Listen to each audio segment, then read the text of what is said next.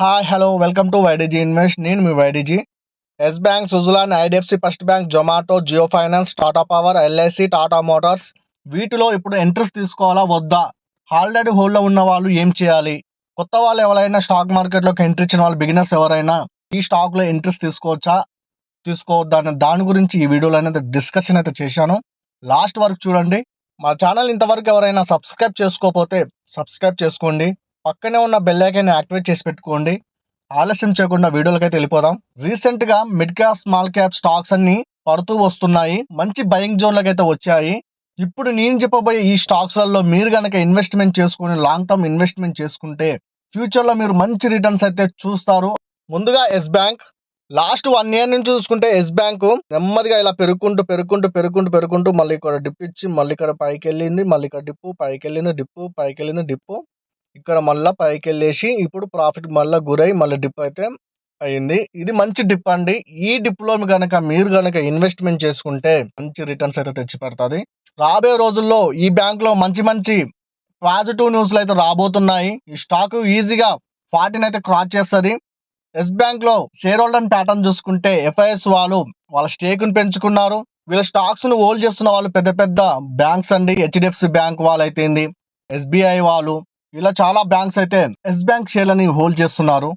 LIC వాళ్ళు కూడా yes bank షేర్లను హోల్డ్ చేస్తున్నారు. ఇలా పెద్ద ఇన్వెస్టర్లు ఈ కంపెనీ మీద నమ్మకం ఉంది కాబట్టి, ఈ కంపెనీ సత్తా ఏంటో తెలుసు కాబట్టి వాళ్ళందరూ ఈ కంపెనీలో ఇన్వెస్ట్మెంట్ చేసుకొని హోల్డ్ లో ఉన్నారండి.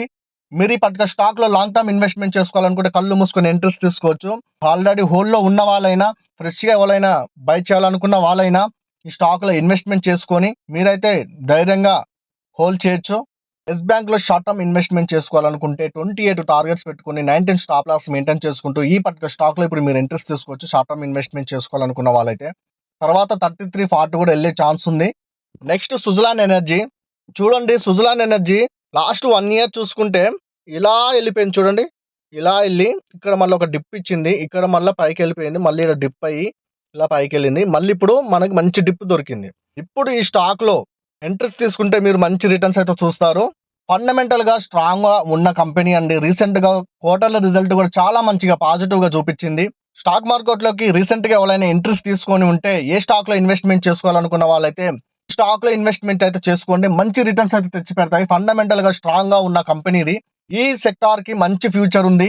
50 రూపీస్ కి వెళ్ళిన స్టాక్ ఇప్పుడు 36 దగ్గర దొరుకుతుందంటే చాలా మంచి ఆపర్చునిటీ మనకి సుజలాన్ ఎనర్జీ ఇస్తుంది. రీసెంట్ గా ఎఫ్ఐఎస్ వాళ్ళ స్టేకింగ్ అయితే దగ్గర 7% అయితే పెంచుకున్నారు. ఎంత నమ్మకం ఉంటే వాళ్ళు అంత పర్సెంట్ పెంచుకుంటారు చెప్పండి. ఇది లాంగ్ టర్మ్ ఇన్వెస్ట్మెంట్ చేసుకోవాలనుకుంటే మీరు ఆలోచించాల్సిన అవసరమే లేదండి. కళ్ళు మూసుకొని ఎంట్రీస్ తీసుకొని మీరు 1 year, 2 year, 3 year, 5 years మీరు హోల్డ్ చేసుకోండి. మంచి రిటర్న్స్ అయితే తెచ్చి పెడతాది. సుజలాన్ లో షార్ట్ టర్మ్ ఇన్వెస్ట్మెంట్ చేసుకోవాలనుకుంటే 34 స్టాప్ లాస్ మెయింటైన్ చేసుకుంటూ 48, 56 టార్గెట్స్ పెట్టుకుని మీరైతే ఎంట్రీస్ అయితే తీసుకోవచ్చు. ఇది సుజలాన్ అయితే. Next IDFC first bank. Last 1 year నుంచి చూసుకుంటే ఇది ఇలా పెరుగుతున్న స్టాకు ఇలా డౌన్ అయ్యి ఇక్కడ స్టేబుల్ అయితే అవుతుంది.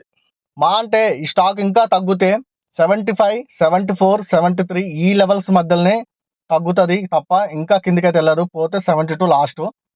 లాంగ్ టర్మ్ లో మీరు ఈ స్టాక్ అయితే కళ్ళు మూసుకొని ఎంట్రీస్ తీసుకొని పెట్టుకోవచ్చు. షార్ట్ టర్మ్ ఇన్వెస్ట్మెంట్ చేసుకోవాలనుకుంటే ఇది వచ్చే క్వార్టర్ల రిజల్ట్ ని బట్టి, ఒక మంచి న్యూస్ ని బట్టి ఇదైతే అప్పర్ సర్క్యూట్ వెళ్ళే ఛాన్స్ ఉంది.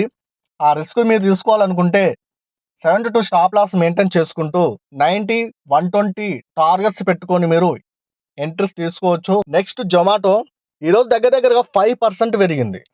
ఈ మిడ్ క్యాప్ కానీ స్మాల్ క్యాప్ కానీ పెరగడం ఎప్పుడైతే స్టార్ట్ అవుతుందో ఈ చెప్పే నేను కంపెనీలన్నీ ఇప్పుడు జొమాటో అయితే ఎలా అయితే పెరుగుతుందో, ఈరోజు ఎలా అయితే పెరిగిందో ఆ విధంగా అయితే ఈ స్టాక్స్ అన్ని పెరుగుతూ వెళ్ళిపోతాయి. జొమాటో అయితే పెరగడం అయితే స్టార్ట్ అయింది. జొమాటోలో మరి ఇప్పుడు ఏం చేయాలంటే 145 స్టాప్ లాస్ మెయింటైన్ చేసుకుంటూ 190, 200 టార్గెట్స్ పెట్టుకొని మీరు షార్ట్ టర్మ్ ఇన్వెస్ట్మెంట్ ఈ పర్టికులర్ స్టాక్ లో చేసుకోవచ్చు. జొమాటోలో లాంగ్ టర్మ్ ఇన్వెస్ట్మెంట్ చేసుకోవాలనుకుంటే కళ్ళు మూసుకొని ఎంట్రీస్ తీసుకోవచ్చు. ఎవరైనా కొత్త వాళ్ళు స్టాక్ మార్కెట్ లో వచ్చిన వాళ్ళు ఎవరైనా ఉండి జొమాటోలో కొనాలా వద్దా అనుకున్న వాళ్ళైతే కళ్ళు మూసుకొని ఎంట్రీస్ తీసుకోవచ్చు. No doubt. ఫ్రెష్ గా ఎంట్రీస్ తీసుకోవాలనుకున్న వారు ఇప్పుడు ఈ పర్టికులర్ స్టాక్ లో మీరైతే ఎంట్రీస్ తీసుకోవచ్చు. ఆల్రెడీ హోల్డ్ లో ఉన్న వాళ్ళు హోల్డ్ లోనే ఉండండి. ఇది జొమాటో గురించి అయితే. ఇది కూడా మీకు ఫ్యూచర్ లో మంచి రిటర్న్స్ అయితే తెచ్చి పెడతాయి, దాంట్లో డౌటే లేదు. Next Jio finance, Tata power, LIC, Tata Motors. ఇప్పుడు మీకు ఇవి మంచి బయింగ్ జోన్‌లోకి అయితే వచ్చినాయండి. లాంగ్ టర్మ్‌లో Jio finance, Tata power, LIC, Tata Motors ఈ స్టాక్స్ మీరు ఆలోచించాల్సిన అవసరమే లేదు.